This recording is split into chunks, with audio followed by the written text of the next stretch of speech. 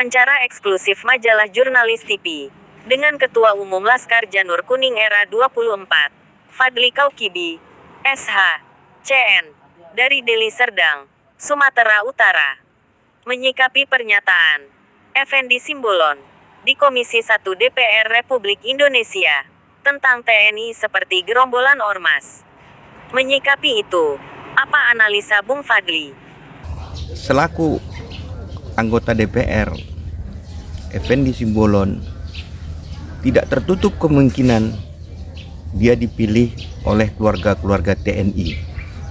Tidak tertutup kemungkinan dia duduk di sana menjadi anggota DPR RI, dipilih oleh anggota dan keluarga-keluarga ormas yang ada di wilayahnya, dapilnya.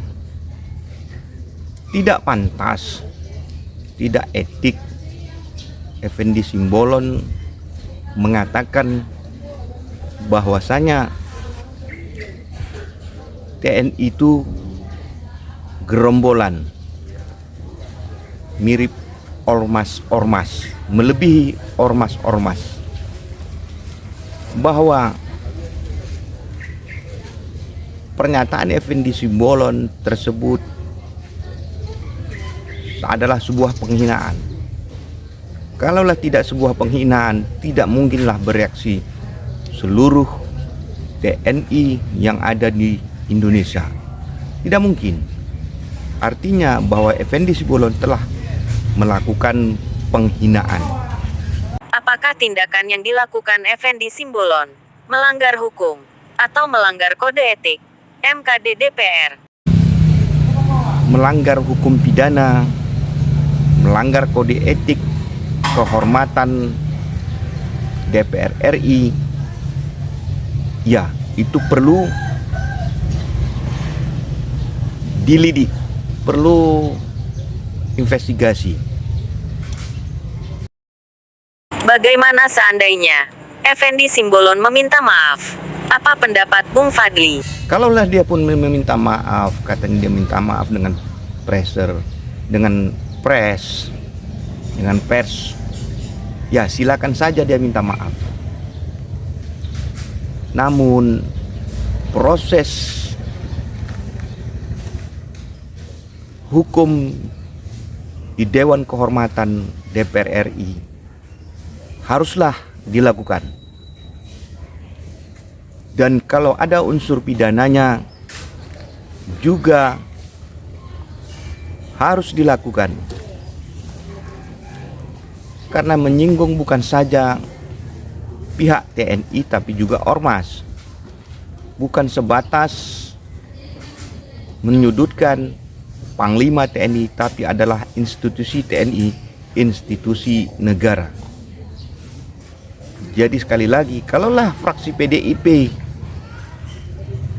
mau mem-PAW-kannya, ya itu lebih terhormat.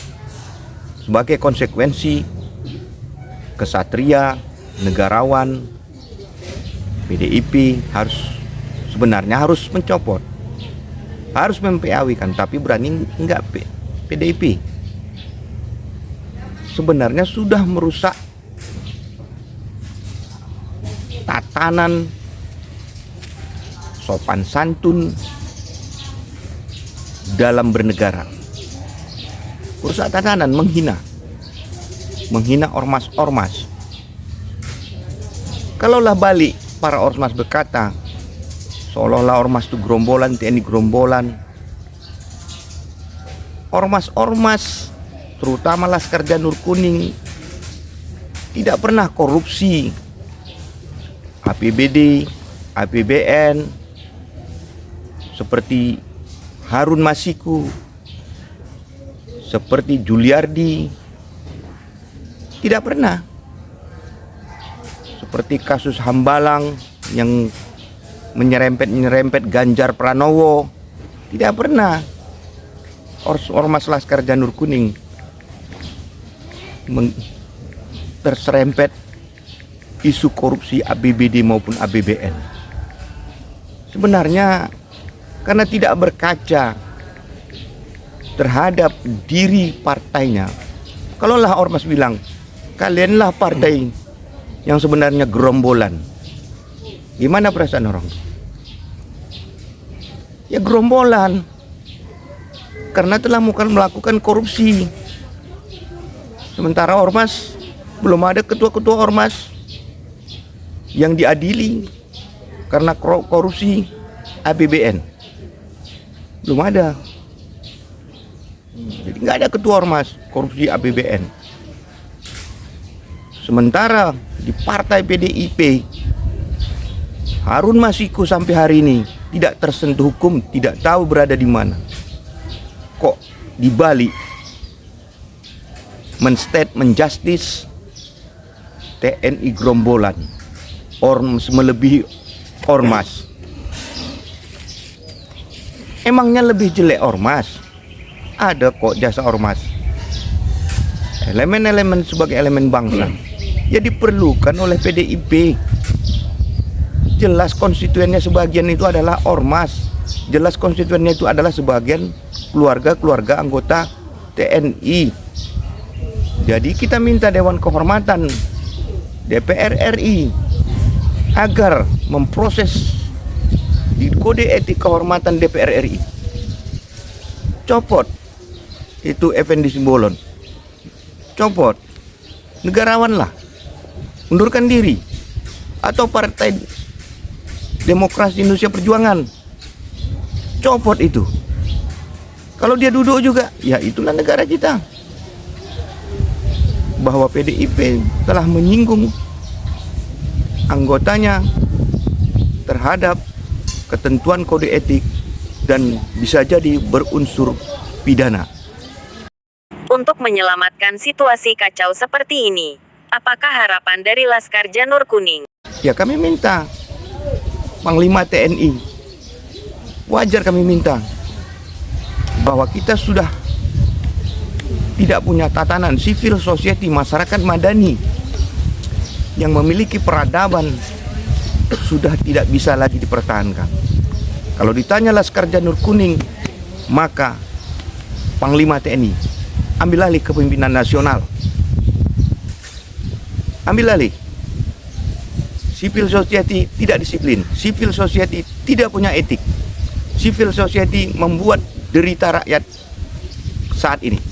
Kepemimpinan Jokowi yang diusung PDIP membuat derita berkepanjang, mulai corona, covid, minyak goreng naik, BBM naik, kemudian apa lagi? Nanti TDL naik. Kapan? Kalau sudah memang nggak sanggup mengurus negara nih, PDIP yang mengusung Jokowi, angkat bendera putih. Mundur Pak Jokowi. Mundur. Kalau nggak sanggup, Sri Mulyani Menteri Keuangan, kalau nggak sanggup mengelola hanya hidup berdasarkan pajak rakyat, itu bukan bernegara, bukan tujuan negara seperti itu. Mundur. Kalau tidak juga, ya kita ikhlas. Apakah revolusi sosial TNI kemudian memimpin, kemudian dibentuk lagi kepemimpinan nasional untuk pemilihan langsung? Ya sah-sah saja dalam konsep ilmu kenegaraan. Peralihan penggantian kekuasaan dengan revolusi sosial, kemudian untuk menyiapkan kepemimpinan nasional, dibentuk panitia pemilu baru, tidak menunggu 2024. Turun kan. Baru nanti TNI menyiapkan orang-orang yang betul-betul yang punya kredibilitas, yang punya kualitas, yang punya integritas, yang punya semangat nasionalis dan mengerti pluralisme dan konsensus nasional untuk bisa memimpin negara ini. Kalau tidak, ya nasib rakyat, derita rakyat sepanjang kepemimpinan PDIP akan mengalami fluktuasi naik turun dan kemudian nungki ke jurang rakyat ini. Handle TNI, handle lah kepemimpinan nasional ini.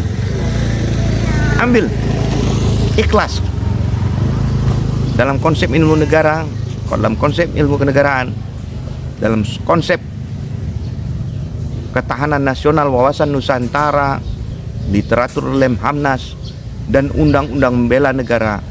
TNI bisa menjadi, bisa mengontrol, bisa mengawasi elit-elit politik yang sudah tidak menjalankan pemerintahan sesuai konstitusi. Demi keselamatan negara, demi wibawa negara, demi wibawa bangsa, demi TNI, maka